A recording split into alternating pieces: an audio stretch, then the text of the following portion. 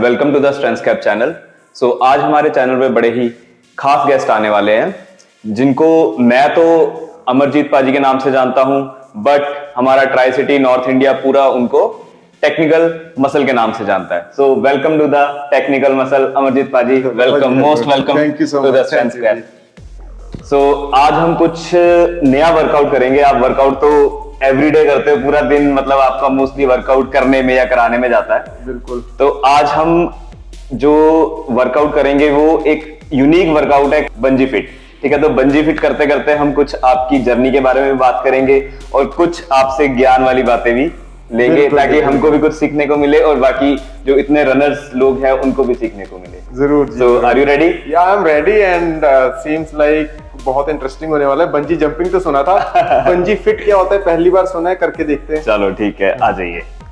तो अमरजीत पाजी मेरे को ये बताओ कि अमरजीत पाजी टेक्निकल मसल कैसे बन गए? Being a corporate guy, technical muscle बनना थोड़ा सा इंटरेस्टिंग जर्नी है, तो मैं वो जानना चाहता हूँ। ऐसा है कि देखो, मेरा सेम रूटीन था, 9 to 5 जॉब, फैमिली देख ली, अपना घूम फिर लिया, खा पी लिया, रात को पार्टियां शार्टियां कर ली। ठीक है। फिर एक दिन ब्लड टेस्ट करवाया। ओके। वो रिपोर्ट कुछ ज्यादा ही अमेजिंग आ गई।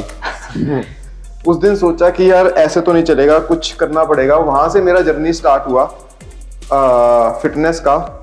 और खुद को मोटिवेट करने के लिए मैंने ऑनलाइन अपना जो स्टार्ट किया वो नाम रखा टेक्निकल मसल। उसका सिंपल रीजन है, उसके पीछे कोई लॉजिक कोई कुछ नहीं है, सिंपल है कि वो बहुत यूनिक है। यूनिक मतलब कि ऐसा कोई नाम है ही नहीं। अगर आप मुझे गूगल पे कुछ ऑप्टिमाइज ही नहीं करना पड़ा, नंबर 1 पे है। फेसबुक ले लो, इंस्टाग्राम ले लो, कहीं पर भी जाओ, तो वो इतना यूनिक है कि वो अपने आप ही टॉप रैंक कर गया। ओके। तो technical muscle is just a unique name. और क्योंकि मैं एक टेकी गाय हूँ तो टेक्निकल, और मुझे जिम और ये सब का शौक है, मसल्स वगैरह का, तो मसल, दैट्स इट। ग्रेट। तो पाजी आपकी टेक्निकल मसल बनने वाली जर्नी काफी इंटरेस्टिंग थी। ठीक है, तो अभी हम इसमें ना पहले मैं आपको सुमो स्क्वाट करता हूँ, सुमो स्क्वाट करते करते बात करते हैं। डन है जी। ठीक है, सुमो स्क्वाट। हाँ, हम निकालते हैं कम से कम मात्र 50-60 सुमो स्क्वाट निकालते हैं। ओके। ठीक है। और आप इसमें एक चीज देखना, सुमो स्क्वाट करते हुए इसमें सिर्फ आपके ग्लूट एक्टिवेट होंगे, नीज पे कोई इशू नहीं आएगा। यस। राइट, पूरा डीप जाओ। हाँ, मेरे पूरा ग्लूट में मुझे फील हो रहा है। हाँ, डीप जाओ, डीप। ठीक है, एंजॉय द स्विंग। ठीक है, तो अभी हमारे को पता लगा कि अमरजीत पाजी टेक्निकल मसल कैसे बने। पाजी एक चीज और, ठीक है, टेक्निकल मसल बन गए, आपकी हेल्थ में थोड़े से इश्यूज आए, उसके बाद मतलब रनिंग को आपने चुना, तो रनिंग से रनिंग के कोच में कैसे आए?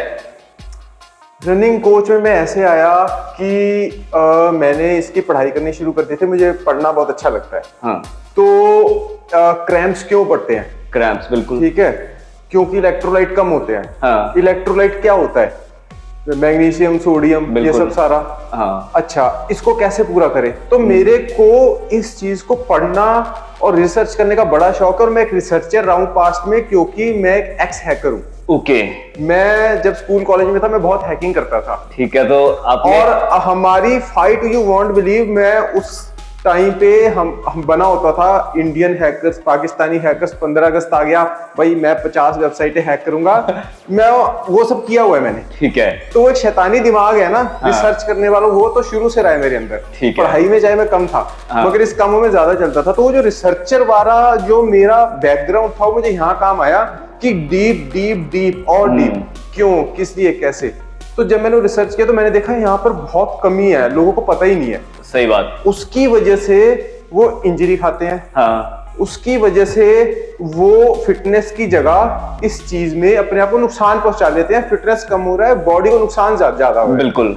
और उनको ये पता ही नहीं लग रहा कि एक्चुअल में रनिंग करनी कैसे है। देखा देखी कर रहे हैं, तू कर रहे हैं, मैं भी कर लेता हूँ। बिल्कुल। मगर दो बॉडी सेम है, तो दोनों अलग अलग तरीके से करेंगे, एक दूसरे को कॉपी पेस्ट नहीं कर सकते। बिल्कुल। वहां से फिर मैं कोचिंग लाइन में आया, जो मैंने अपने यारों दोस्तों को कराई। हाँ। तो बिल्कुल ही फ्री, कुछ ऐसा नहीं। बिल्कुल। कि चल, उनको पता था, इसको नॉलेज है, वो मुझे फॉलो करते थे। हाँ। तो ऐसे ही करते करते लास्ट ईयर से मैंने इसको पेड किया कि मैं पेड भी लूंगा। बिल्कुल। Personal training. और इसी दौरान मेरा एसिक्स के साथ कोलैब हो गया। Nice.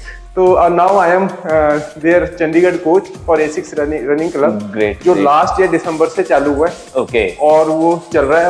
We started with 4 members Okay. And now regular basis पे 40+ मेंबर्स हमारे पास आते हैं। Great so this is the journey. Nice journey.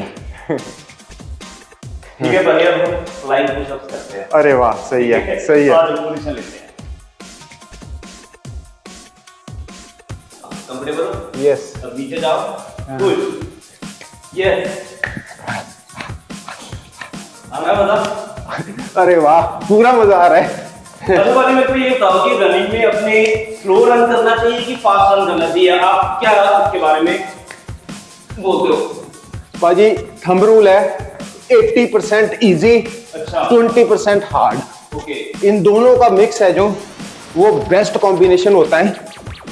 Easy run endurance बनाता है, ओके। फास्ट रन परफॉर्मेंस बनाती है। ओके। इंड्योरेंस एंड परफॉर्मेंस एक एलीट बनाता है। ओके। तो अपना 80% slow run, yes, 20% hard. Fast run. जो इजी होगी हमारी हाँ। वो जोन 2 में होनी चाहिए। ओके। जोन 1 में भी चलेगा, पर जोन 2 से ऊपर ना हो। ठीक है। जो 20% हार्ड है उसमें lactate threshold plus VO2 max, okay. इन दोनों का कॉम्बिनेशन होना चाहिए। ठीक है। तो थोड़ा सा जोन 1 और जोन 2 के बारे में बताओ भाई। जोन 1 जोन 2, ये बेसिकली जो मैं जोन की बात कर रहा हूँ ना, ये हार्ट रेट बेस्ड जोन है। ओके। ठीक है। जोन पावर के भी होते हैं, जैसे जिम में जाओ कुछ करोगे तो पावर जोन में सारा कुछ हमारा डाटा कैप्चर होगा। बिल्कुल। मैं हार्ट रेट जोन की बात कर रहा हूँ। पावर जोन भी यूज होता है, मगर वो इलीट जो जबरदस्त टॉप लेवल के एथलीट है वो पावर जोन यूज करते हैं। हम लोग नहीं करेंगे, we are not at that level. हम हार्ट रेट की बात करेंगे। तो जितनी जोनिंग मैं बोल रहा हूँ सिर्फ हार्ट रेट बेस्ड है। अब इसमें 5 जोन होते हैं बेसिकली, 1 2 3 4 5। जोन 1 रिकवरी जोन होता है, जिसमें अगर मैं रन करूं तो मेजरली मेरा रिकवरी होता है। जोन 2 रन जो होता है वो इजी कैटेगरी में आता है। उसमें मेरा जो फ्यूल है वो फैट यूज होता है पहला, और slow Twitch muscle fibre use होता है, और वो ट्रेन होता है जो इंड्योरेंस के काम आता है। जोन 3 में मेरा फैट ग्लाइकोजन दोनों यूज होता है। मुझे इस जोन में रनिंग नहीं करनी है। कुछ कंडीशंस होती हैं, मैं जोन 3 में जा सकता हूं। वो होता है MAF, मैफाटॉन रनिंग। जब हम उसके बेस पे करते हैं, जो कि 180 माइनस एज होती है, जो कि जोन 3 के लोअर पार्ट में आती है। ठीक है। तो जब हम वो वाली रन कर रहे हैं तो कंडीशनल जोन 3 में जा सकते हो। अदरवाइज जोन 3 की रनिंग को हम जंक रनिंग बोलते हैं टेक्निकली, जो काफी सारे रनर्स को नहीं पता। वो जोन 3 में भागेंगे, उनको लगेगा कि इजी रन है। That is not easy. जैसे जंक फूड होता है, खा लिया, मन को सेटिस्फाई कर लिया, ईगो सेटिस्फाई कर ली। ये रनिंग में आप अपनी ईगो सेटिस्फाई कर रहे हो, परफॉर्मेंस नहीं दे रहे हो। ठीक है। फिर जो जोन 4 है वो लैक्टेट थ्रेशोल्ड होता है, यानी कि आप अपने लैक्टेट थ्रेशोल्ड पे काम कर रहे हो कि आज आप जिस स्पीड पे 5 किलोमीटर भागे हो, अगर आपको कल को 10 भागना है उसी पे, तो आपको लैक्टेट थ्रेशोल्ड पे काम करना पड़ेगा। और जो 5 है वो VO2 मैक्स के लिए होता है बेसिकली, जिसमें आप इंटरवल ट्रेनिंग करते हो। तो टेम्पो रन्स 4 में होती हैं, इंटरवल जो होते हैं वो 5 में जाते हैं। तो ये ऐसे करके सारा जोनिंग का होता है। भाई चलो थर्ड एक्सरसाइज शुरू करते हैं। ठीक है। अपना साथ में मेरे को ये पूछना है कि रनिंग करते वक्त अपना जेल लेने चाहिए कि सॉलिड फूड लेना चाहिए? ये आपने एक बहुत सही सवाल पूछा है, जो कि काफी सारे रनर्स को कंफ्यूजन रहती है, उनको पता ही नहीं है।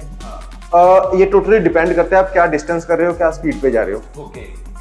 अगर आप अल्ट्रा रनिंग कर रहे हो, जो कि 50 किलोमीटर से ऊपर होती है बेसिकली, तो उसमें आप सॉलिड और जेल को मिक्स करके चलते हो। मगर इस टाइम मैं शॉर्ट रनिंग की बात करूंगा, जिसमें स्पीड और इंड्योरेंस दोनों आती है, 10, 21 और 42। ठीक है। तो इसमें मेजरली जो लोग तेज भागते हैं वो जेल से यूज करते हैं। जेल के पीछे रीजन क्या है? इसके पीछे बेसिकली साइंस है। ऐसा कुछ नहीं कि जेल ही खाओ, मैं कहता हूँ भाई जेल मत खाओ, सॉलिड फूड खा लो अगर आप खा सकते हो। But if you are running, लेकिन सॉलिड फूड तो हाँ एग्जैक्टली, आप सॉलिड खा रहे हो, आपको चोक कर सकता है, आपको च्यू करना पड़ेगा। और दूसरा जो मेजर चीज है, आपके ऑक्सीजन जो ब्लड फ्लो है वो गट में नहीं है, गट ने बंद कर दिया है काम करना। आपका ब्लड फ्लो मेजरली कहाँ जा रहा है? वर्किंग मसल में। वर्किंग मसल क्या है? आपका 90% लेग्स, 10% शोल्डर मूवमेंट हो रही है। ठीक है। और वो ब्लड न्यूट्रिएंट्स लेके आपके उस मसल में जा रहा है। न्यूट्रिएंट्स कहाँ से जाएंगे? इलेक्ट्रोलाइट वगैरह जो भी आप ले रहे हो, ब्लड से ही जाएंगे। अब जब आप कोई सॉलिड फूड खाओगे तो आपको ब्लोटिंग होगी, नोजिया होगा, प्यूकिश फील होगा, डाइजेस्ट करने का टाइम लेगा। और टाइम तो कि कोई भी सॉलिड फूड आधे घंटे से पहले डाइजेस्ट नहीं होता। कम से कम सबसे अगर आप फास्ट डाइजेस्टिंग भी लोगे आधा पौना घंटा लगाएगा, इतने में रेस खत्म हो जाएगी। तो वहाँ जेल्स जो होती हैं वो पिक्चर में आती हैं क्योंकि वो फास्ट डाइजेस्टिंग कार्ब्स है। पहली चीज वो लिक्विड फॉर्म में होता है, आप पानी के साथ लेते हो, ठीक है, तो जिसकी वजह से वो जल्दी डाइजेस्ट होता है, ठीक है। और उसके अंदर ग्लूकोज और फ्रक्टोज होता है। ओके, अब एक ह्यूमन बॉडी 1 घंटे में 60 ग्राम कार्बोहाइड्रेट मैक्सिमम ले सकती है ठीक है। साइंटिफिकली। 1 ग्राम कार्बोहाइड्रेट में 4 कैलोरीज होती हैं, यानी 240 कैलोरीज आप 1 घंटे में कंज्यूम कर सकते हो इन फॉर्म ऑफ ग्लूकोज। पर जैसे ही आप ग्लूकोज प्लस फ्रक्टोज कर देते हो, आप 30 ग्राम एक्स्ट्रा कर सकते हो, ठीक है। ठीक है। जेल्स में ये चीज होती है, ग्लूकोज और फ्रक्टोज का मिक्सचर होता है, और उसमें जो कार्बोहाइड्रेट होता है वो फास्ट डाइजेस्टिंग होता है। अभी खाया, साथ के साथ आपको एनर्जी मिलेगी, you are sorted for 30 to 40 minutes. Next अगली जेल आपको आधे पौने घंटे बाद फिर खानी है। तो ये रीजन होता है। मीन रनर जेल के ऊपर ज्यादा जाना है, सॉलिड फूड पे नहीं, राइट? जेल पे जाना है, मगर जेल की भी ऐसे नहीं कि मैंने बोल दिया और आज से जेल लेनी शुरू कर दी। देखो जेल जो है इसकी ट्रेनिंग करनी पड़ती है, उसको बोलते हैं गट ट्रेनिंग, राइट? मैं आज आपको जेल दे दूंगा, you will feel like pukish, आपको शायद डाइजेस्ट ना हो क्योंकि वो फास्ट डाइजेस्टिंग कार्ब्स है, हो सकता है आपका गट ट्रेन ना हो, उसके लिए ट्रेनिंग करनी पड़ती है। उसके लिए प्रॉपर प्लान्ड रन्स होती हैं आपकी ट्रेनिंग में, जिसको हम बोलते हैं गट ट्रेनिंग, ठीक है, जो कि हम ट्रेनिंग ब्लॉक में डालते हैं, जिसमें कि आप फ्यूलिंग की ट्रेनिंग करते हो, how to fuel yourself. मैं अभी अगर जेल खानी शुरू करूंगा, मुझे पता है 2 मंथ बाद मेरी ट्रेनिंग है, मेरी मेन इवेंट है, मुझे उसमें 5 जेल्स खानी है। मैं कल की रन में 1 खाऊंगा, उसके अगले हफ्ते जो मेरा की रन होगा उसमें 2 जेल्स खाऊंगा, फिर अगर मुझे बीच में कुछ शुगर चाहिए, चॉकलेट रखी है, मैं वो भी इंट्रोड्यूस करूंगा। So this is how it works. So we need to train our gut to consume fast digesting carbohydrates. Proper science चल रही है। साइंस है सर, साइंस है। अगर ये नहीं कि उठाया बैग किया, चलो भाग में से कर दूंगा, वो फिर सर वो यहाँ बैठा होगा। ये जो रनर्स अपने आते हैं ना, वो आते ही इसलिए क्योंकि they are not informed runners. मैं बोलता हूँ ठीक है, इंजरी हो गई, पेन हो गई, कुछ हो गया, सब ठीक है, आपको पता होना चाहिए क्यों हुआ, किस लिए हुआ। ये नहीं होना चाहिए कि मैं तो अपनी तरफ से बहुत अच्छा कर रहा हूँ बट यार पता नहीं कैसे हो गया। वो जो पता नहीं जहां आता है ना, इट मीन्स कि आपने किसी को देखा देखी कॉपी पेस्ट कर लिया है, you are not an informed runner. थोड़ा सा बैक स्ट्रेच की है। बिल्कुल बिल्कुल, मुझे तो बहुत मजा आ रहा है। ठीक है, हम मोस्टली कोबरा करते हैं, लेकिन कोबरा में थोड़ा सा डिफिकल्ट सा लगता है। ठीक है, इसमें आपको एक बैक स्ट्रेच करना है, एक्सरसाइज। ठीक है, अपने टोज पे आ जाओ जी, ठीक है, आगे अब धीरे से अपने पैर को आगे पुश करो। आना स्ट्रेच, हाँ इंतजार देना। अच्छा यार, ये नेगेटिव स्प्लिट्स क्या होता है रनिंग में? ये ना आपका एक बहुत सही सवाल है। लोगों को नेगेटिव स्प्लिट का एक्चुअल में पता ही नहीं है क्या होता है। वो करते हैं प्रोग्रेशन रन। उनको लगता है कि मैं हर किलोमीटर में स्पीड पकड़ता रहूंगा, ठीक है, तो वो मेरा नेगेटिव स्प्लिट में आ जाएगा, बल्कि वो प्रोग्रेशन रन होती है जिसमें आप हर किलोमीटर में फास्ट होते रहते हो।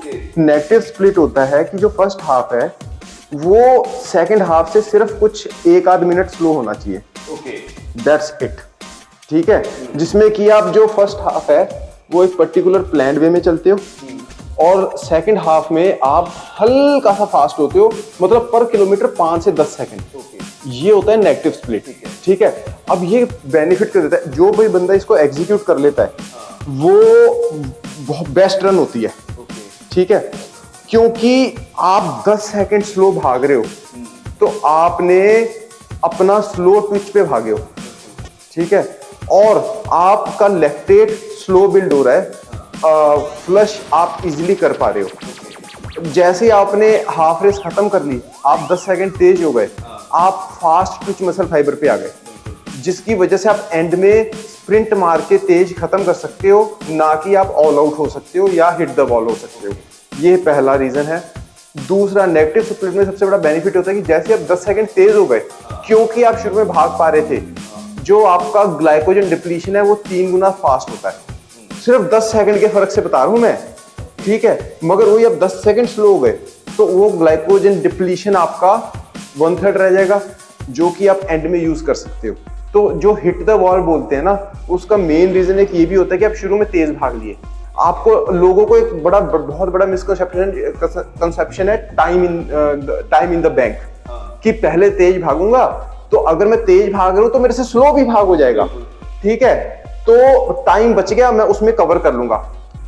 यहाँ पर जो साइंस बोलती है ना, एक बार आपका टाइप 2 मसल फाइबर यानी कि फास्ट ट्विच एक्टिवेट हो गया, वो रिवर्स नहीं हो सकता।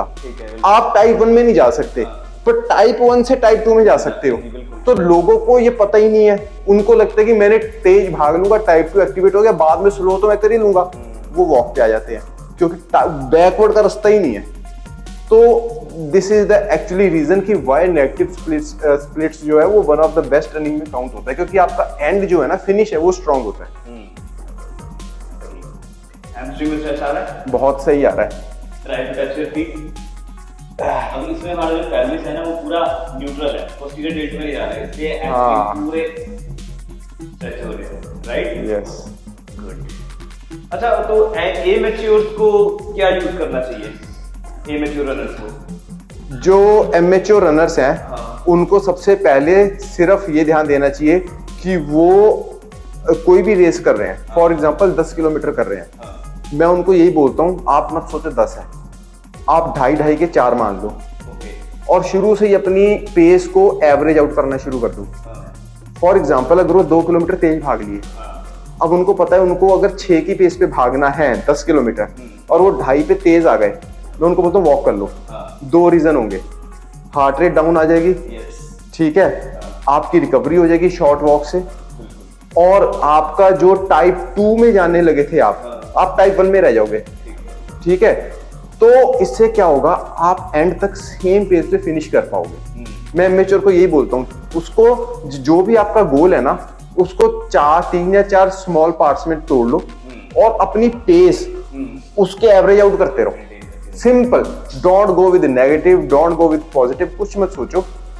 10 किलोमीटर 2.5 तोड़ लो, या 3 के 3 तोड़ लो, लास्ट में स्प्रिंट मार लो, ठीक है। मैं उनको सिंपल ये बोलता हूँ, क्योंकि साइंस किसी को नहीं पता क्या है, पर इसके पीछे साइंस जो मेरा फंडा वो ये है, एक तो हार्ट रेट में उनको ऊपर नहीं जाने देता, क्योंकि 2-3 किलोमीटर से पहले हार्ट रेट ऊपर जाता नहीं है, 15-20 मिनट के बाद शूटअप करता है, मैं उससे पहले उनको रुकवा देता हूँ, पहली चीज। दूसरा, जैसे वो टाइप 2 में जाने लगते हैं, मैं टाइप 1 तक ही उनको रुकवाता हूँ, ताकि टाइप 1 ही एक्टिवेट रहे, ताकि एंड में स्प्रिंट मारने के लिए टाइप 2 मसल फाइबर बचा रहे। टेक्निकल मसल, मैंने ना आपकी रील देखी थी कल परसों, मैं इंस्टाग्राम स्क्रॉल कर रहा था, तो उसमें आप बोल रहे थे कि क्या तो सड्डी रनर है। सड्डी रनर मतलब क्या, जो स्लो रनर है या क्या, मतलब समझ नहीं आया कुछ। हाँ, काफी कुछ लोग शायद ऑफेंड भी हो गए होंगे, हाँ। कुछ को मजा भी आया होगा, हाँ। कुछ ने हंसा भी होगा। तो फिसड्डी रनर कौन रनर है?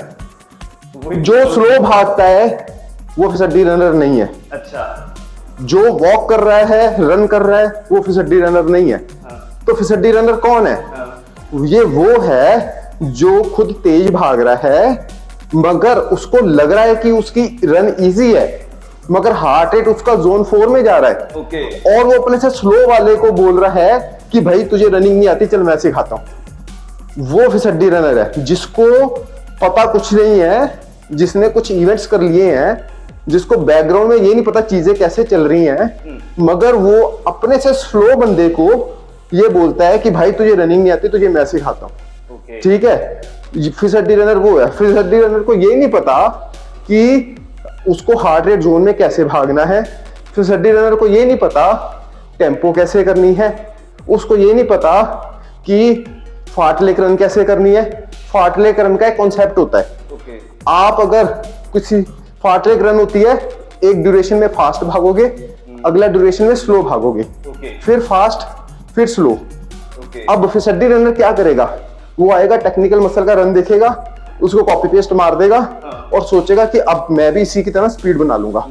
बट वो ये नहीं देखेगा कि जो मैं रेस्ट कर रहा हूं बीच में, जो मेरा स्लो है फास्ट लेग में, मैं अपने हार्ट रेट को 140 बीपीएम से नीचे लेके जा रहा हूं, मगर वो फास्ट लेग में जो उसका इजी जॉग है, उसमें उसका हार्ट रेट 170-60 पे ही रह रहा है, वो डाउन नहीं आ रहा। तो वो इंटरवल कैटेगरी में आ जाता है, मगर वो पूरी तरह इंटरवल भी नहीं है।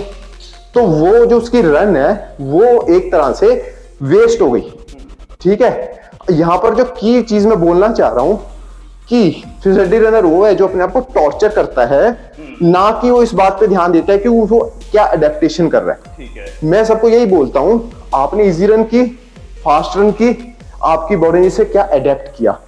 क्या आपका माइटोकॉन्ड्रिया इंक्रीज हुआ बॉडी में, जो कि पावर हाउस है? बिल्कुल। या आपका लैक्टेट थ्रेशोल्ड इंप्रूव हुआ? या आपने VO2 max की रनिंग की? अगर उसको कुछ भी नहीं समझ में आ रहा और वो बिना सोचे समझे भाग रहा है और कल को वो इंजरी खा रहा है, इंटरनल या एक्सटर्नल, एक्सटर्नल मतलब फिजिकल, इंटरनल मतलब कार्डियोवास्कुलर या जो भी, तो मैं उसको फिसड्डी बोलता हूँ। और इसमें भी मेरा कोई नाराजगी, गुस्सा नहीं है, क्योंकि I take care of them, मुझे उनसे प्यार है। ये मैं इसलिए बोलता हूँ कि उसको दिल को चुभे और वो सोचे, और वो सोचने पे मजबूर हो कि अमर ने फिसड्डी बोल दिया। मैं 5 साल से रनिंग कर रहा हूँ, मेरे हिसाब से तो मैं बहुत अच्छी रनिंग करता हूँ, मैं फिसड्डी कैसे हो गया? फिर वो पढ़े और वो जहां गलती कर रहे हैं उसको इंप्रूव करे, ताकि उसके साथ कुछ मिस हैपनिंग ना हो जाए, उसको रनिंग ना छोड़नी पड़े। सो डोंट टेक दिस फिसड्डी इन ए नेगेटिव सेंस। ये सिर्फ इसलिए है क्योंकि अगर मैं ऐसे बोलता तो आपके बात दिल को चुभती है, और जब चुभती है फिर आप स्टडी करते हो, पढ़ते हो, और आप फिर अपना कुछ ना कुछ भला करोगे। अच्छा बाजी, अपना जैसे आप स्ट्रेंथ कैप में आए, राइट?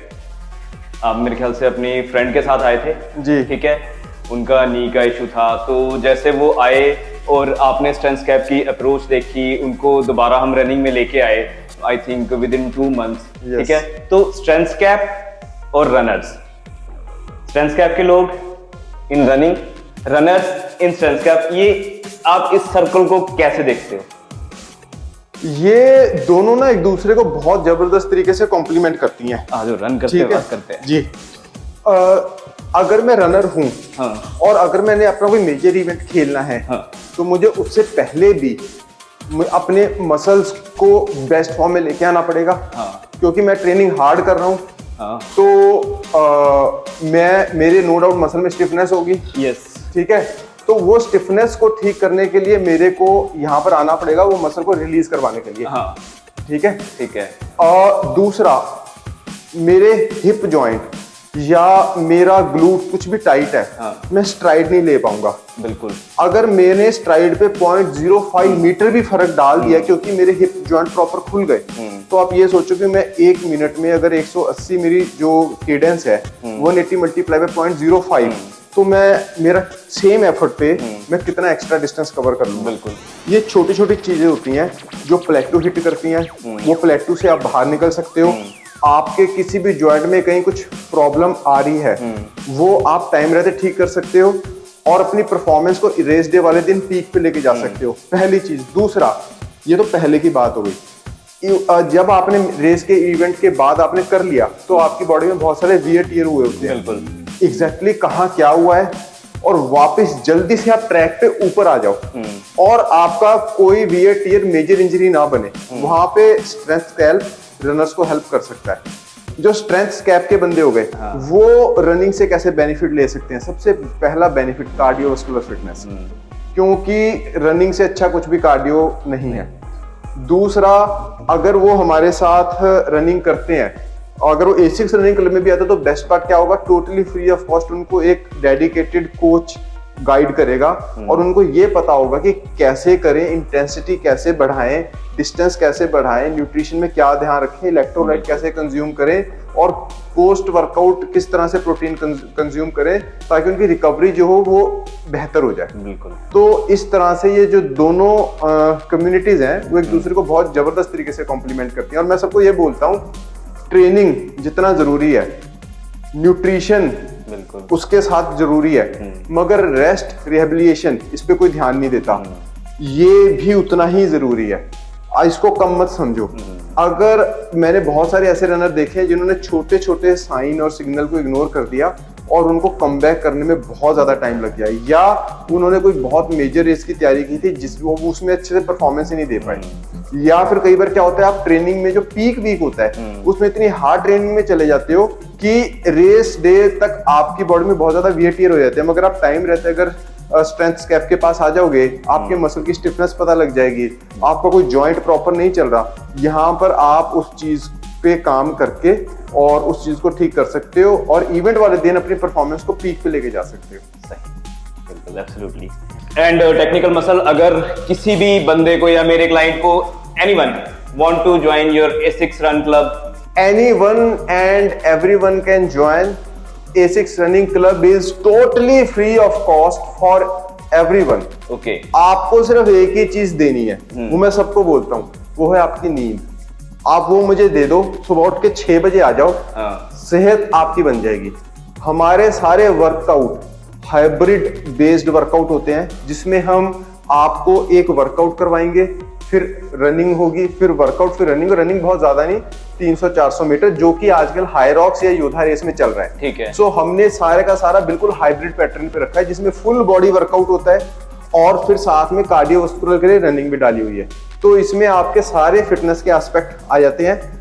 उससे पहले प्रॉपर आपका 10 मिनट वार्म अप होता है, जिसमें सारे के सारे डायनेमिक मूवमेंट होते हैं। आधे 35 मिनट के आसपास, आधे घंटे के आसपास वर्कआउट सेशन चलता है और हम 15 मिनट कम से कम स्ट्रेचिंग का रखते हैं। सारे स्टैटिक मूवमेंट्स होती हैं विद होल्ड, जिससे कि जितना भी उनका कोई स्टिफनेस है, कुछ है, वो साथ के साथ रिलीज हो जाती है। Every Tuesday, every Saturday morning 6 to 7 AM हमारा फिक्स शेड्यूल है, सारा साल चलता है। आइए, ज्वाइन कीजिए, फील लीजिए उसकी और अपने आप को सेहतमंद रखिए। ग्रेट। तो every Tuesday and Saturday 6 to 7 Sukhna lake. Sukhna lake. मैं तो सबको यही कहना चाहूंगा कि एक बार आओ जरूर। आपने बहुत सारे फिजियोथेरेपिस्ट देखे होंगे, बहुत सारी जगह आप गए होंगे, आपने फिजियोथेरेपी कराई होगी। ये बिल्कुल ही डिफरेंट है। जब मैं पहली बार आया था, मुझे लगा था कि शायद मैं गलत जगह आ गया हूँ। ठीक है, ये फिजियोथेरेपी कम और एक स्टूडियो आपको ज्यादा लगेगा, और एक स्टूडियो में फिजियोथेरेपी के जो कॉन्सेप्ट ये यूज होते हैं साइंटिफिकली, और जिस तरह से आपका जो भी इंजरी या मसल का वियर टियर होता है उसको ठीक किया जाता है, आप जब तक यहाँ पे आओगे नहीं ना, वो शब्दों के जरिए बयान करना बहुत मुश्किल है। हाँ, जो ये करते हैं उसमें एक बार आपको अच्छी चीखें निकल जाएंगी, ये मैं बताता हूँ, क्योंकि मैंने खुद 5-6 सेशन लिए हैं यहाँ पे। मगर उसके बाद जो आपको रिलीफ और परफॉर्मेंस मिलेगी ना, वो नेक्स्ट लेवल होगी। प्लेटू हिट हो गया है, मसल में स्टिफनेस है, जॉइंट्स आपके प्रॉपर ओपन नहीं है। सिर्फ आप यहाँ पर आओ, 10 मिनट में आपको रोहित जी देख के बता देंगे कि आपके कौन से जॉइंट में, कौन से मसल में क्या चीज जो है उस पर काम करने वाला है, और आपको लगेगा अरे इनको कैसे पता लगा। No X-ray required, nothing. सिर्फ यहाँ पर आपको वो कुछ स्टैटिक मूवमेंट और डायनेमिक मूवमेंट करवाएंगे, जिसके बेस पे वो बता देंगे कि आपकी बॉडी में इस मसल पे, इस जॉइंट में ये चीज की दिक्कत है और ये ऐसे ठीक होगी। तो डॉक्टर तक, किसी सर्जरी तक जाने से पहले आप मान के चलिए कि ये एक डैम है, ठीक है, तो वहां तक ना जाना पड़े तो बेहतर है यहीं से वापस मुड़ लो। Thank you. Great. So it was a nice session. ठीक है, Technical Muscle and thank you. एक बंजी वाला वो तो कर लेते हैं। हाँ, यस, ये दिस इज अमेजिंग यार। सही।